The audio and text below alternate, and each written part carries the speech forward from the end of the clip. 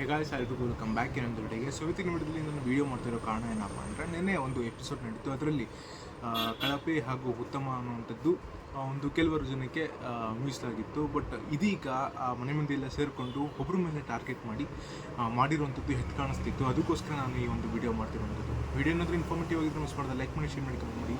ಫೇಸ್ಬುಕ್ಕಲ್ಲಿ ಯಾರು ನೋಡ್ತಾರೆ ಮಿಸ್ ಮಾಡಿ ಫಾಲೋ ಮಾಡಿ ಅಂತ ಹೇಳ್ತಾ ವೀಡಿಯೋನ ಶುರು ಮಾಡೋಣ. ನಿನ್ನೆ ಕಳಪೆ ಸಿಕ್ಕಿದ್ದು ನಮ್ಮ ಧನರಾಜ್ ಆಚಾರ್ ಅವ್ರಿಗೆ ಹಾಗೂ ಗೋಲ್ಡ್ ಸುರೇಶ್ ಅವ್ರಿಗೆ. ಧನರಾಜ್ ಆಚಾರ್ ಅವ್ರಿಗೆ ಸಿಕ್ಕಿದ್ದು ನನಗೆ ಯಾಕೋ ಸರಿ ಅಂತ ಅನ್ನಿಸ್ಲಿಲ್ಲ. ಗೋಲ್ಡ್ ಸುರೇಶ್ ಅವ್ರಿಗೂ ಕೂಡ, ಯಾಕಂದರೆ ಇಬ್ಬರು ಕೂಡ ತುಂಬ ಚೆನ್ನಾಗಿ ಆಡಿರುವಂಥದ್ದು ನಮಗೆ ಹೈಲೈಟಾಗಿ ಕಾಣಿಸಿತ್ತು.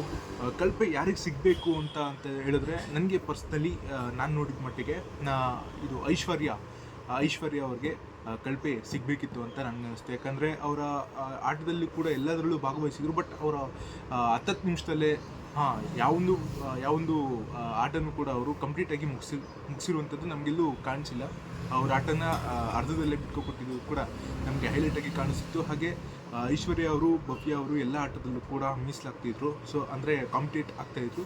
ಸೊ ಆದರೆ ಎಲ್ಲದರಲ್ಲೂ ಕೂಡ ಭವ್ಯ ಅವರು ಗೆದ್ದಿರುವಂಥದ್ದು ನಮ್ಗೆ ಈಗಾಗಲೇ ಗೊತ್ತಿರುವಂಥ ಸಂಗತಿಗಳು.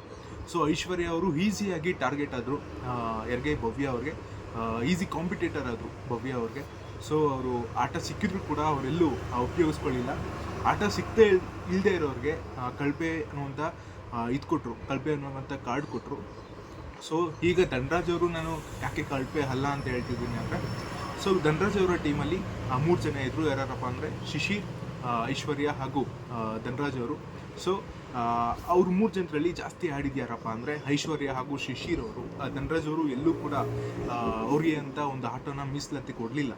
ಸೊ ಇದರಲ್ಲಿ ಶಿಶಿರ್ ಅವರು ಮತ್ತು ಐಶ್ವರ್ಯ ಅವರು ಆಟನ ತುಂಬ ಆಡಿದ್ರು. ಬಟ್ ಐಶ್ವರ್ಯ ಅವರು ಎಲ್ಲದರಲ್ಲೂ ಕೂಡ ಸೋತು ಬಂದಿರುವಂಥದ್ದು. ಸೊ ಇದಕ್ಕೋಸ್ಕರ ನನಗೆ ಪರ್ಸ್ನಲಿ ಐಶ್ವರ್ಯ ಅವರು ಒಂದು ಕಳಪೆ ಸ್ಥಾನದಲ್ಲಿ ನಿಂತ್ಕೊತಾರೆ. ಈ ನಂತರ ಉತ್ತಮ ಬಂದಿದ್ದು ಭವ್ಯ ಅವ್ರಿಗೆ. 100%. ಯಾಕಂದರೆ ಅವರು ಎಲ್ಲದರಲ್ಲೂ ಕೂಡ ತುಂಬ ಚೆನ್ನಾಗಿ ಆಡಿರುವಂಥದ್ದು.